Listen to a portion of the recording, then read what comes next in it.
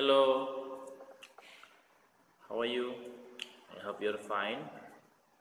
Kita juga berharap semua anak didik yang di rumah tetap dalam keadaan sehat, ya, karena kita tetap menjaga kesehatan dan tetap berdoa supaya Tuhan boleh menolong menguatkan kita, kemudian memberikan kita semangat, ya.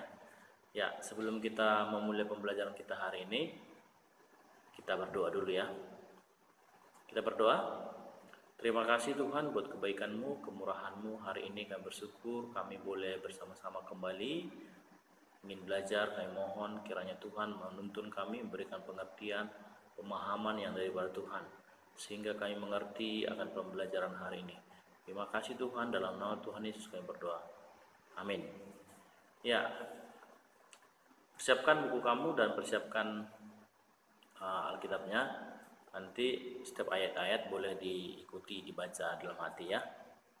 Dan hari ini kita pembelajaran doktrin, tentu pengenalan akan Tuhan.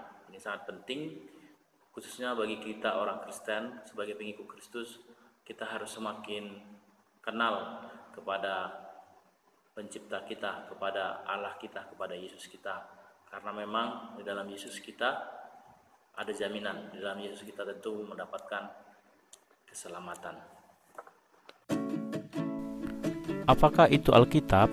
Alkitab adalah penyataan Allah yang sempurna, benar, dan tanpa salah di dalam naskah aslinya. Melalui Alkitab, Allah menyatakan dirinya dan kehendaknya, khususnya kehendaknya atas keselamatan.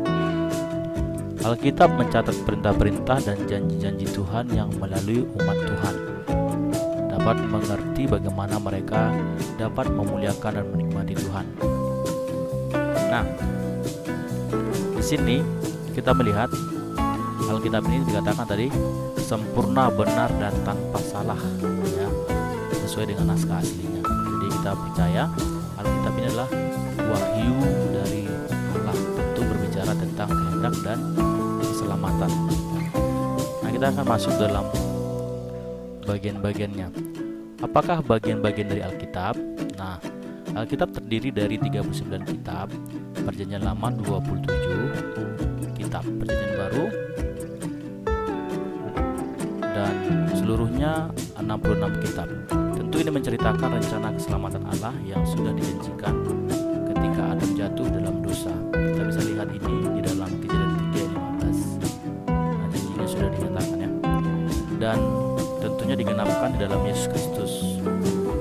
Kita lihat di dalam Kejadian 13 ayat 5 dan perbandingannya Galatia 3 ayat 6, Galatia 3 ayat 16.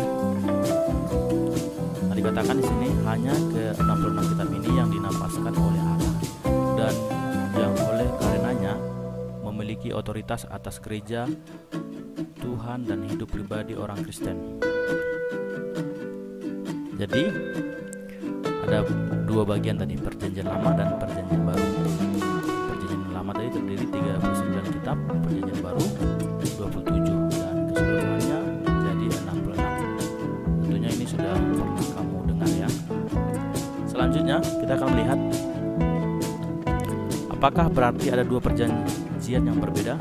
Tentu tidak, ya. Perjanjian Lama dan Perjanjian Baru adalah satu kesatuan perjanjian anugerah Allah kepada manusia yang diberikan melalui cara yang berbeda dengan Kristus sebagai substansi dari perjanjian anugerah ini. Maksudnya bagaimana? Maksudnya meskipun ada perjanjian lama dan perjanjian baru, ini tentu berbicara satu kesatuan, ya, tentang Allah, tentang kasih Allah, menceritakan bagaimana nubuatan akan kelahiran Yesus dan tentu digenapi di perjanjian baru. Nah, jadi tidak ada yang kontradiksi, semuanya saling berhubungan. Kita masuk dalam selanjutnya. Siapakah yang menuliskan Alkitab? Tentu Alkitab dituliskan oleh berbagai macam kalangan manusia di dalam kurun waktu yang berbeda. Tentu walaupun demikian, sebagai firman Tuhan, Alkitab dituliskan oleh Tuhan sendiri.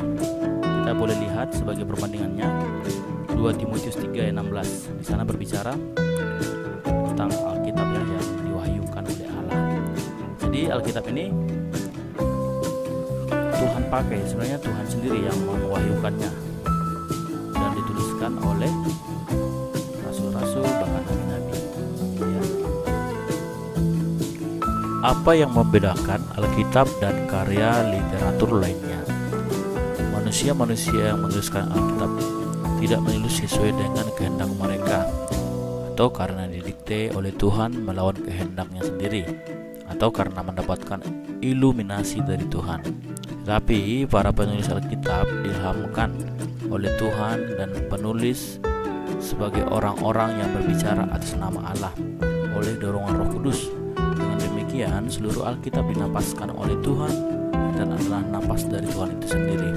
Maksudnya begini, tentu Alkitab ini berbeda dengan karya literatur yang lain, karena memang kalau karya literatur lainnya tentu itu atas kehendaknya sendiri, atas kehendak orang-orang yang menuliskannya, sementara kalau Alkitab ini adalah atas kehendak Tuhan sendiri, dan Tuhan memakai orang-orang tertentu di dalam menuliskan Alkitab ini, tentu seperti nabi, rasul, dan lain-lainnya. Ya, lebih kurang ada 40 orang yang dipakai Tuhan untuk menuliskannya.